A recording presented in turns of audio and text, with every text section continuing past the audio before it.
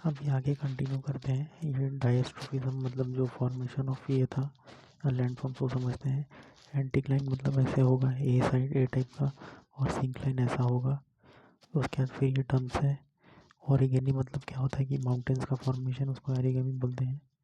और एपिरोगेनी मतलब कि वर्टिकल जो कॉन्टिनेंटल क्रस्ट होता है उसको बोलते हैं एपिरोगेनी। जो ग्राउंड वाटर चैप्टर 7 अभी देखते हैं, ग्राउंड वाटर मूवमेंट। तो परमीबल रॉक्स में क्या होता है कि वाटर जाता है और फिर हॉरिजॉन्टल फ्लो होता है बेडिंग प्लेन्स और जॉइंट से। ग्राउंड वाटर का जो इरोजन होता है वो कम होता है सरफेस वाटर के कंपैरिजन में। सरफेस वाटर में तो ऊपर से फ्लो करता है ग्राउंड वाटर, लेकिन अंदर से फ्लो करता है, ये कम होता है, पर फिर भी ये लैंड फॉर्म्स को शेप देता है जो अंदर में होता है। उसके बाद आता है कास्ट टोपोग्राफी। ये लाइमस्टोन या डोलोमाइट रीजन्स में बनता है। ग्राउंड वाटर डिसोल्यूशन और डिपोजिशन, ग्राउंड वाटर में डिसोल्यूशन और डिपोजिशन के थ्रू कास्ट टोपोग्राफी बनता है। इसमें sink holes, pot holes, lapies और लाइमस्टोन पेवमेंट बनता है। सिंक होल्स जो होता है ऐसा वाला होता है, मतलब कि ऊपर में हो जाएगा सर्कुलर डिप्रेशन जो लाइमस्टोन में सॉल्यूशन की वजह से बनता है। तो ये तो पहले लाइमस्टोन और डोलोमाइट से बनता है। उसके बाद फिर लैपिस देखते हैं। उसके बाद फिर लैपिस को समझते हैं। लैपिस जो होता है वो ओपन लाइमस्टोन फील्ड्स में हमको मिलता है। ये ऊपर में से ऊबड़ खाबड़ टाइप के स्ट्रक्चर बनते हैं, इसको लैपिस बोलते हैं। फिर केव्स। केव्स क्या होता है? केव्स यहाँ पे बना हुआ है, ये होता है केव। केव्स यहाँ पे लिखा है कि वहाँ बनता है जहाँ हार्ड रॉक और सॉफ्ट रॉक का अल्टरनेट लेयर्स होता है, तो इसीलिए ये टनल्स बन जाता है। यहाँ पे ये लाइमस्टोन है और यहाँ पे ये हार्ड रॉक है, यहाँ पे बना है ये केव्स। जब alternating rock layer specially limestone present होते हैं तब केव्स बनते हैं। इन केव्स में ओपनिंग होती है, अगर केव्स दोनों साइड से खुले तो उन्हें टनल बोलते हैं। उसके बाद है स्टैलेक्टाइट्स और स्टैलेग्माटाइट्स। उसके बाद समझते हैं स्टैलेक्टाइट और स्टैलेग्माइट के बारे में। तो स्टैलेक्टाइट जो होता है, स्टैलेक्टाइट ऊपर वाला स्ट्रक्चर होता है और स्टैलेग्माइट नीचे वाला स्ट्रक्चर होता है। तो यहाँ पे अगर यहाँ तक का स्पेलिंग अगर देखेंगे, स्टैलो तो सेम है, सी के बाद जी आ रहा है, तो सी वाला स्ट्रक्चर जो है ए बी सी ऐसे कर देंगे, तो सी वाला स्ट्रक्चर ऊपर होता है और ये जी वाला स्ट्रक्चर नीचे होता है। स्टैलेक्टाइट और स्टैलेग्माइट ये पिलर होता है, टाइम के साथ ये फ्यूज होकर पिलर बन जाते हैं। तो ये जब मिल जाएगा तो ये पिलर बन जाएगा। उसके बाद जियोमॉर्फोलॉजी। जियोमॉर्फोलॉजी में क्या होता है कि इस अर्थ का स्टडी करता है, ये लैंडफॉर्म्स और उनके प्रोसेस और मटेरियल स्टडी करता है। ये उनके शेप में स्टडी करता है। रनिंग वाटर, ह्यूमिड रीजन्स में रनिंग वाटर सबसे ज़्यादा इम्पोर्टेंट जियोमॉर्फिक एजेंट होता है। उसके बाद ओवरलैंड फ्लो के बारे में बात करते हैं। जब वाटर सरफेस पे फ्लो होता है तो इरोजन कॉज करता है ओवरलैंड, मतलब लैंड के ऊपर। उसके बाद फिर स्ट्रीम डेवलपमेंट। इसमें क्या होता है कि स्ट्रीम डेवलपमेंट होता है, पहले स्टेज में वी शेप वैलीज बनती है और फिर ग्रेजुअली डीप वाइड वो हो जाती है और लास्ट में मेंडर बनते हैं। जैसे यहाँ पे दिया हुआ, पहले वो वी शेप्ड वैली है और उसके बाद फिर जाके वो मेंडर बन जाता है। उसके बाद फिर ये क्या होता है कि पहले वैलीज जो होते हैं वो छोटे और नैरो होते हैं, फिर ये डीप और वाइड हो जाते हैं। ये वी शेप्ड वैली जॉर्जेस और कैनन्स बनाता है, कैनियंस। फिर जॉर्ज के बारे में बात करते हैं। Deep narrow valley through with steep side is called narrow, मतलब इज कॉल्ड जॉर्ज। मतलब ये देखिए, ये बड़े बड़े दो हैं तो ये नैरो है और डीप है। The gorge of river Ulhas स्थान district and gorge of river Narmada are well known, these are in Himalaya also. उसके बाद फिर पॉट होल्स और प्लंग फूल्स के बारे में बात करते हैं। ये स्मॉल सर्कुलर डिप्रेशन होता है और रॉक फ्रेगमेंट से बनते हैं, ये ऐसे वाले इसको पॉट होल्स और प्लंग फूल्स बोलते हैं। उसके बाद फिर इंसाइज्ड मेंडर। जब स्ट्रीम्स स्टीप ग्रेडियंट्स पर फ्लो होता है, साइड इरोजन कम होता है और इंस कर्व्ड कोर्स बनाता है, ऐसा वाला इसको इंसाइज्ड मेनियर्स बोलते हैं। उसके बाद फिर डिपोजिशनल लैंडफॉर्म्स, एलुवियल लैंडफॉर्म्स। जब स्ट्रीम्स हिल से लो लैंड में आते हैं तो मटेरियल लेके आते हैं। फिर डेल्टा में क्या होता है कि जब रिवर्स अपना सेडिमेंट सी में डिपॉजिट करते हैं तब वेल सॉर्टेड डिपॉजिट्स बनते हैं। फिर फ्लड प्लेन्स और नेचुरल लीव्स। नेचुरल लीव्स क्या होता है कि ये जब पहले फ्लड होता है तब यहाँ पे कुछ नहीं होता है, फिर जब दूसरी बार फ्लड होगा ड्यूरिंग द फ्लड यहाँ पे डिपॉजिट्स होगा और naturally willed by many floods, जब बहुत सारा फ्लड आएगा तो यहाँ पे एक बैंकिंग टाइप का बन जाएगा, तो उसको बोलते हैं, ये रिवर की डिपॉजिट की वजह से फ्लड प्लेन्स और रेस्ड लैंड्स बन जाते हैं, इसको ही लीव्स बोलते हैं, नेचुरल लीव्स। इसके बाद समझते हैं कि सर्क क्या होता है। सर्क ग्लेशिएटेड माउंटेन्स में कॉमन होता है। ये पिघला हुआ बर्फ़ यहाँ पे बार बार जब लगता है तो यहाँ पे जोन ऑफ फ्लकिंग बन जाता है और यहाँ पे एब्रेशन हो जाता है, और ये धीरे धीरे क्या होता है कि ऐसे डीप होता जाता है। उसके बाद फिर ये हॉर्न्स और हम लोग सेरीगेटेड रिज समझते हैं। सर्क का वॉल जब इरोजन की वजह से शार्प और पॉइंटेड बन जाता है, बिल्कुल ऐसे, ये बार बार एब्रेशन से ऐसा होता चला गया, तो उसको हम लोग बोलते हैं, हॉर्न बोलते हैं। उसके बाद फिर ग्लेशियल वैली या ट्रफ, ये वैलीज यू शेप्ड होती है, ऐसे करके यू शेप्ड है, और इसमें स्टीप साइड होता है, इनमें डेब्रिस या मोरेन डिपॉजिट होता है। अगर ये वैली डीप होती है तो ये सी से कनेक्टेड होती है, और उन्हें फिर फिजॉर्ड्स और या फिर फियोर्ड्स बोलते हैं। फिजॉर्ड ऐसा होता है, फियोर्ड और फिजॉर्ड ऐसे होता है, तो दोनों एक ही चीज़ है मतलब। तो यानी यही अगर आगे चला गया तो ये फिजॉर्ड बन जाएगा। उसके बाद फिर अभी मोरेन्स का हम लोग देखते हैं। मोरेन्स यहाँ पे टर्मिनल मोरेन है। टर्मिनल मोरेन यहाँ पे होता है, ये लॉन्ग रिच के होते हैं जो ग्लेशियल टिल के साइड से बनते हैं, ये एंड में बनते हैं जहाँ डिपेज डिपॉजिट होता है। फिर लैटरल मोरेन ये साइड पे बनते हैं। ग्राउंड मोरेन्स उन एरिया में बनते हैं जहाँ ग्लेशियर्स रैपिडली रिट्रीट करते हैं और टिल डिपॉजिट करने तक, मतलब पूरे एंड तक, वो ग्लेशियर ग्राउंड मोरेन हो गया। फिर अभी देखते हैं एस्कर्स। एस्कर क्या होता है, ये लॉन्ग विंडिंग रिजेस होते हैं ऐसे करके, जो ग्लेशियर मेल्ट होने की वजह से बनते हैं। ये मेल्ट होने के बाद जो वाटर फ्लो होता है थ्रू फॉर्म है, वो वाटर ग्लेशियर्स के नीचे चैनल्स में फ्लो करता है, सेडिमेंट डिपॉजिट करते हैं। अभी उसके बाद हम लोग समझते हैं आउटवाश प्लेन क्या होता है। ये प्लेन्स ग्लेशियर के फुट से या कॉन्टिनेंटल आइस शीट के एजेस से बनते हैं। ये ब्रॉड फ्लैट एलुवियल फैंस की होती हैं और डिपॉजिट आउटवाश डिपॉजिट ग्रेवल स्लिट और सैंड और क्ले से फॉर्म होती है। तो आउटवाश प्लेन में क्या होता है कि जो माउंटेन होता है, माउंटेन से पूरा वो जब निकले नीचे उतरेगा तो आउटवाश प्लेन फॉर्म करेगा, उसमें सब उसका सॉइल वगैरह सब रहेगा। अभी देखते हैं ड्रमलिन्स के बारे में। ड्रमलिन क्या होता है कि ये स्मूथ ओवल शेप रिज होते हैं जो ग्लेशियल टिल से बनते हैं। इनके लॉन्ग एक्सिस की मूवमेंट डायरेक्शन में होती है, मतलब ये जब ऐसे आता है, जब ऊपर से सब ग्लेशियर में, तो ये ऐसे फॉर्म होता है। तो इसमें समझते हैं भाई, इसका एक स्ट्रॉ एंड जो होता है वो ग्लेशियर की तरफ होता है, मतलब ऊपर से जब आया तो ये स्ट्रॉ एंड हो गया, और ये हो गया टेल एंड। आइस फ्लो ऐसे होता है, और ये होता है टेल एंड। उसके बाद फिर फीचर्स ऑफ ए क्लिफ समझते हैं। ये होता है क्लिफ का टॉप। उसके बाद ये होता है क्लिफ का फेस, ये वाला। उसके बाद फिर वेव कट नॉच नीचे वाला होता है, बार बार जहाँ पे वेव लगता है तो ये कट हो जाता है। वेव कट प्लेटफॉर्म ये होता है एक्सपोज्ड एंड लो टाइड।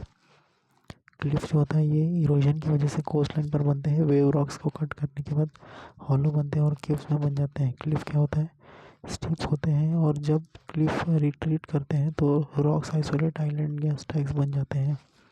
तो ये होता है केव जो नीचे बनता है, आर्क ऐसा होता है, और स्टैग जो आइसोलेटेड हो गया उसको स्टैग बोलते हैं। अभी हम लोग फंक्शन ऑफ ए बार समझते हैं, बार कैसे बनता है। तो सबसे पहले हम लोग ये टम्बोलो समझ लेते हैं। टम्बोलो क्या है, a long stretch of sand joining an island to mainland. ये आइलैंड है और ये मेनलैंड है, इसको जो जॉइन कर रहा है उसको बोलते हैं हम लोग ये क्या बोलते हैं, टम्बोलो। उसके बाद फिर बार क्या होता है, a long stretch of sand stretches across a B living lagoon behind. तो यहाँ पे क्या है कि बीच में एक लगून रह गया है, यहाँ पे लगून हो गया, तो इसको बोलते हैं हम लोग बार। उसके बाद फिर स्पिट। स्पिट क्या होता है, एक लॉन्ग स्ट्रेच होता है बस, long stretch of sand across river mouth with one end attach to mainland, एक एंड मेनलैंड को अटैच्ड है। ये स्पिट यहाँ पर भी है। बार का डायग्राम यहाँ पर भी सेम है, ऐसा ही है, बार इज फॉर्म्ड। और ये वाला पार्ट हो गया लगून का। तो यहाँ पे अभी बार बैरियर और ये सब लिखा हुआ है। तो ये जो होते हैं ये ग्रेवल के रिज होते हैं जो शोर के पैरेलल में बनते हैं, शोर के ये पैरेलल में बनते हैं। अगर ये फर्दर सैंड डिपॉजिट से एक्सपोजर दिखाई दे तो बैरियर बार बन जाते हैं। स्पिट्स उस टाइम बनते हैं जब बैरियर बार बेस के एंड में शिफ्ट कर जाते हैं। जो बैरियर बार होता है ये तब फॉर्म होता है जब बीच में सैंड डिपॉजिट होने की जगह पहले ही सैंड डिपॉजिट हो जाता है। उसके बाद फिर जब ये जो बैरियर आइलैंड ये स्पिट के साथ ये मतलब रेस्ट ऑफ बीच के साथ मिल जाता है तो इसको हम लोग स्पिट बोलते हैं। स्पिट जैसे यहाँ पे बना हुआ है, ये भी पहले बैरियर था, उसके बाद फिर यहाँ पे मिल गया, स्पिट बन गया ये। और ये जो अंदर वाला पार्ट होता है इसको लगून बन जाता है। उसके बाद फिर इसको ही अगर ये ऐसे मेन लैंड को जोड़ा तो इसको टम्बोलो बोलते हैं। तो सबसे पहले वो एक बैरियर आइलैंड ही रहता है और उसके बाद फिर जाके वो स्पिट बन जाता है। डेजर्ट में क्या होता है कि विंड्स बहुत स्ट्रांग होता है, तो इससे क्या होता है कि एब्रेशन और डिफ्लेशन होता है। इसमें पहले डिफ्लेशन बात सोच देखते हैं। डिफ्लेशन क्या होता है कि विंड का जो स्मॉलर पार्टिकल उठा लेते हैं और एब्रेशन से सरफेस स्मूथ कर देते हैं। तो विंड का जो स्मॉलर पार्टिकल्स को उठाना उसको डिफ्लेशन बोलते हैं। और ये पार्टिकल जब आगे जाता जाता है तो उसको एब्रेशन बोलते हैं। एब्रेशन अकर्स व्हेन रॉक्स रब against each other and become rounded. ये जो विंड का एक्शन होता है इससे क्या होता है कि लैंडफॉर्म क्रिएट होता है जिसको पेडिमेंट्स बोलते हैं। पेडिमेंट्स होता है ये Rocky floor near the mountains होता है। एंड पलायस भी क्रिएट होता है। पलायस ऐसे होता है, पलायस जो होता है वो शैलो लेक होता है। उसके बाद फिर डिफ्लेशन हॉलो शैलो डिप्रेशन भी क्रिएट होता है। तो प्लाया लेक जो होता है वो इसी से बनता है, विंड एरोजनल और डिपोजिशनल फॉर्म से। उसके बाद फिर मशरूम टेबल एंड और पेडेस्टल रॉक्स। विंड एरोजन से क्या होता है कि जो रॉक्स के स्ट्रक्चर होते हैं वो ऐसे हो जाते हैं इन द डिज़र्ट एरिया। उन्हें मशरूम या टेबल लैंड या पेडेस्टल रॉक्स बोलते हैं। पेडेस्टल रॉक्स भी बोलते हैं और टेबल लैंड भी बोलते हैं। उसके बाद फिर बैरकन भी फॉर्म होता है, एक बैरकन ड्यून, ये सैंड में फॉर्म होता है ड्यू टू विंड एक्शन। सीप ड्यून उसके बाद देखते हैं। सीप ड्यून जो होता है वो लॉन्गिट्यूडनल ड्यून होता है, लीनियर या longitudinal dune between two dominant wind direction blowing from one direction part to on the year to another in the rest of the year. ये यूजुअली पैरेलल होते हैं ऐसे करके। जो एटमॉस्फेरिक गैसेस और वाटर पार्टिकल्स होते हैं, डस्ट पार्टिकल, उससे बनता है। एटमॉस्फेयर गैसेस जो होता है वो वाटर पार्टिकल इन सब से बनता है। जैसे हम लोग एटमॉस्फेयर के हायर लेवल्स पर जाते हैं तो गैसेस का प्रोपोर्शन बदलता है और 120 किलोमीटर की हाइट पर ऑक्सीजन ऑलमोस्ट नेग्लिजिबल होता है। 120 किलोमीटर में ऑक्सीजन नेग्लिजिबल हो जाता है। सो वाटर वेपर जो है एक वेरिएबल गैस है। ये जो डस्ट पार्टिकल होता है ये जनरली क्या होता है कि लोअर लेयर्स में कॉन्सेंट्रेटेड होता है, लेकिन कन्वेंशनल एयर करंट्स इन्हें ऊपर भी ले जा सकती है। डस्ट और सॉल्ट पार्टिकल हाइग्रोस्कोपिक न्यूक्लियर की तरह काम करते हैं। क्या बोल रहा है? डस्ट और सॉल्ट पार्टिकल हाइग्रोस्कोपिक न्यूक्लियर की तरह काम करते हैं, जिनके अराउंड वाटर का वेपर कंडेंस होता है और क्लाउड बन जाते हैं। हाइग्रोस्कोपिक मतलब वो जो मतलब क्या बोलते हैं, वाटर को अट्रैक्ट करता है। इसमें क्या क्या आता है? Salt, sulphuric acid, nitric acid, volcanic ash. इससे नमक को रखने से पानी वो एब्जॉर्ब कर लेगा। और हाइड्रोफोबिक, यहाँ पे क्या है कि हाइड्रोफोबिक आ गया है। फोबिक मतलब वो अट्रैक्ट नहीं करेगा। इसमें होता है ऑयल और टेफ्लॉन। तो ये ऐसे हम लोग डिफरेंस समझ सकते हैं।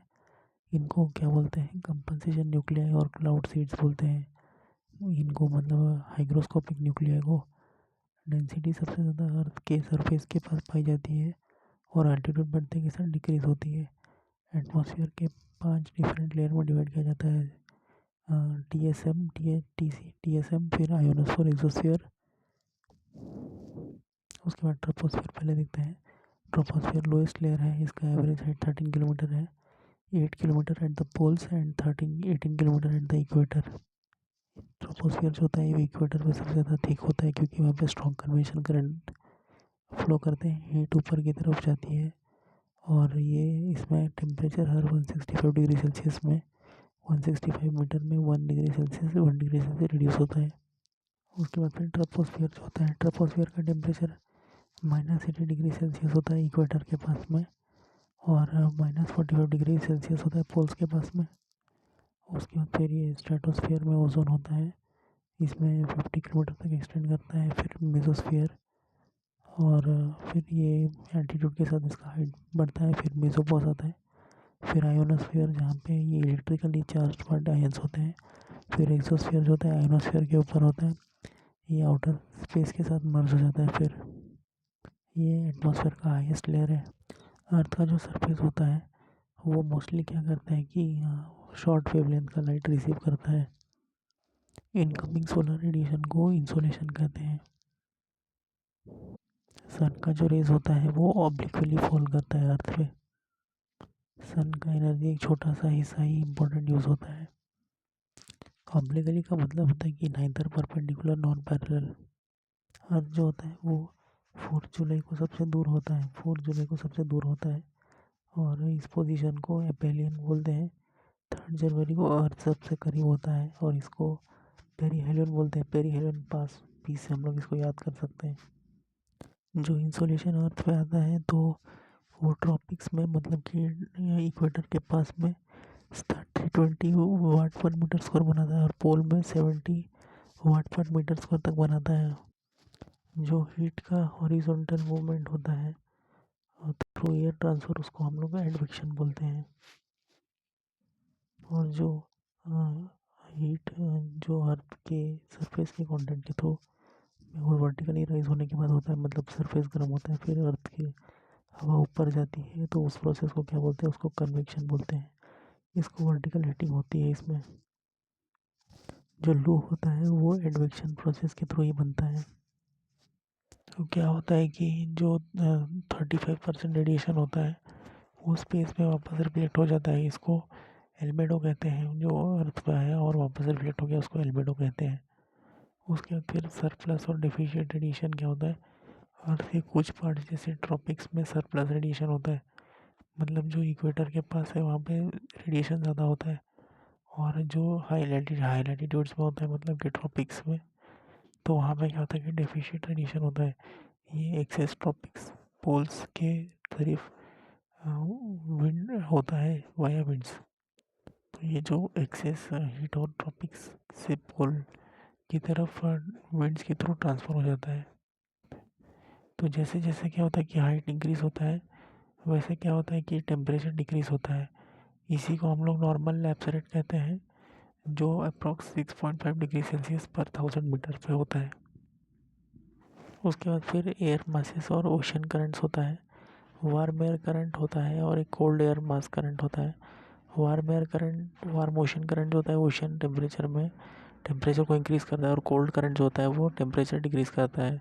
फिर आता है आइसोथर्म्स, वो लाइन जहाँ पे टेम्परेचर जो होता है सेम होता है। अर्थ का एक ग्लोबल टेम्परेचर डिस्ट्रीब्यूशन समझने के लिए हमें जनवरी और जुलाई के टेम्परेचर डिस्ट्रीब्यूशन को देखना पड़ता है। उसके बाद फिर ये टेम्परेचर इन्वर्जन कब होता है ये देखते हैं।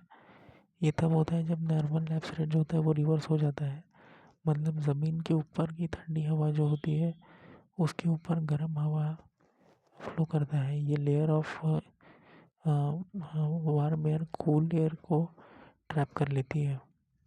तो ये होता है नॉर्मल कंडीशन और टेम्परेचर इन्वर्जन।